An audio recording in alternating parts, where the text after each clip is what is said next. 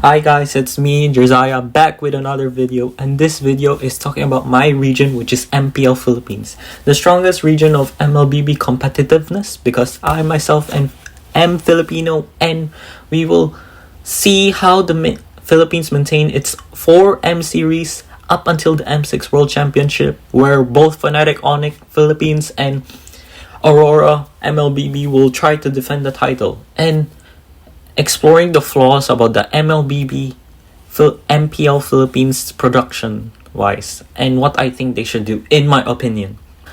As stated in my MPL Myanmar video, please check it out, I stated that they were one of the regions that Muntun was trying to establish by making more MLBB more popular, establishing an esports tournament in the region, to which is successful, no issues whatsoever, and MLBB continued to be popular day by day in the Philippines. So what made MPL Philippines strong?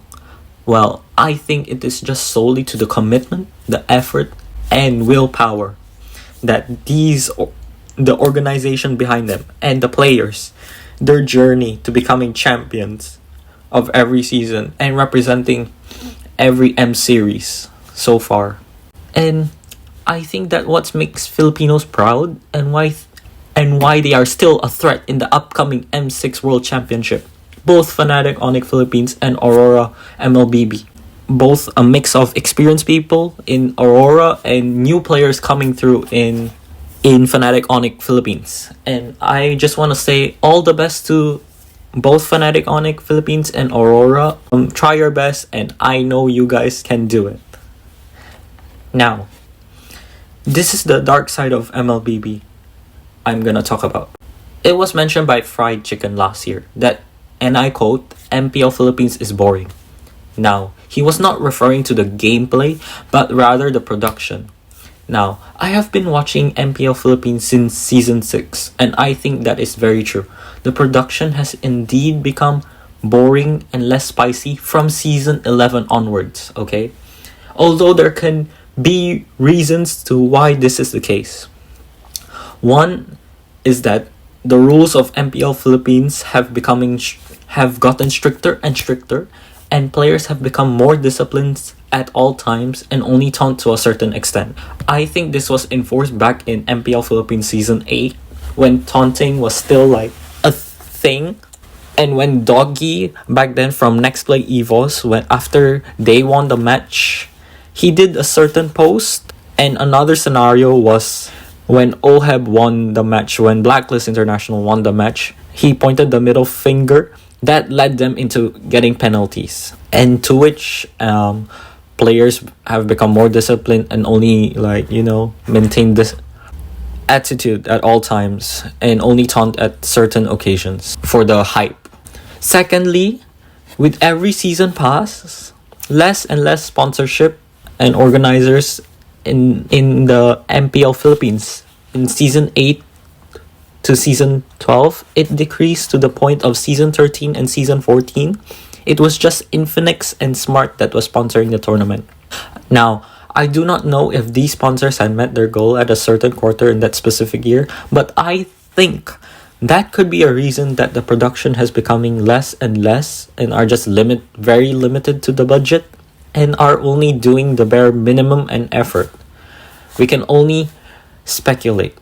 Now, personally, if the production wise, if you want to retain your audience or try to get new viewers, they should come up with new ways to make MPL Philippines interesting while not just taunting other players, since you do not want to do it like MPL Malaysia and Indonesia. Maybe like what you did back in Season 13, like a Bahasa Indonesia or even a Bahasa Melayu.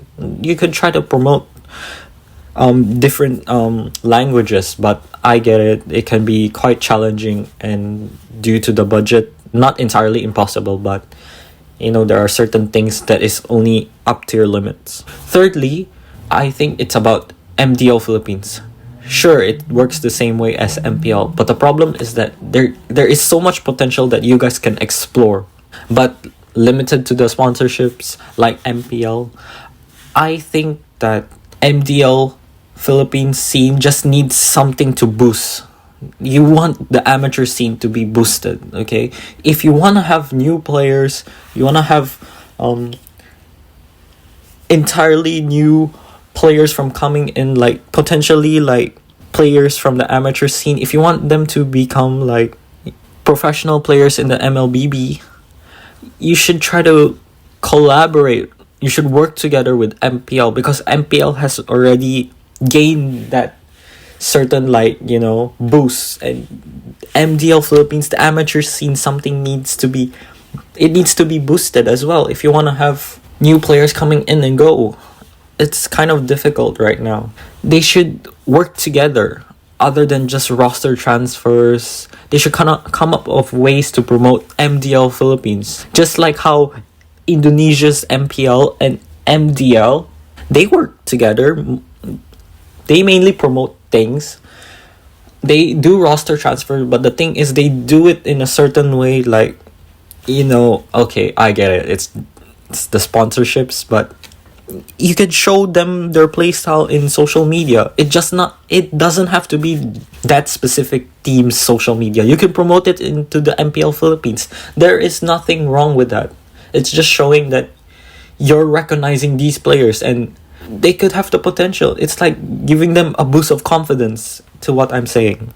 Like a boost of confidence in to think that they have a chance into going to the MPL. I personally think that MPL Philippines should learn things from Indonesia, maybe from Malaysia, from their not recent, it's been weeks already, from their MPL Malaysia season 14 playoffs. That side of things, in terms of the production, the music, the recognition of players. If you want to do it, you can mix it to your own style of discipline and hypeness to ensure that MPL Philippines isn't boring as what I think FwydChickn might say. If you want to step up your game in the behind the scenes, that is what he was trying to emphasize, not the gameplay done by the pro players, which led to many people hating on him, okay? He did a video, okay? I think he explained it really well. I can understand with no sponsorships, it can be quite challenging, but I think you just have to improvise and adapt accordingly to the best of the production's abilities and budget. Like I said, these are all just speculations and what I think MPL Philippines should do to promote. If you want to boost an audience, if you want to retain an audience, look at Indonesia. They have been boosting and boosting. They've been gaining followers. They've maintained a consistency. They have the fan base. They have to do it. You know, but like I said, these are just my opinions about it.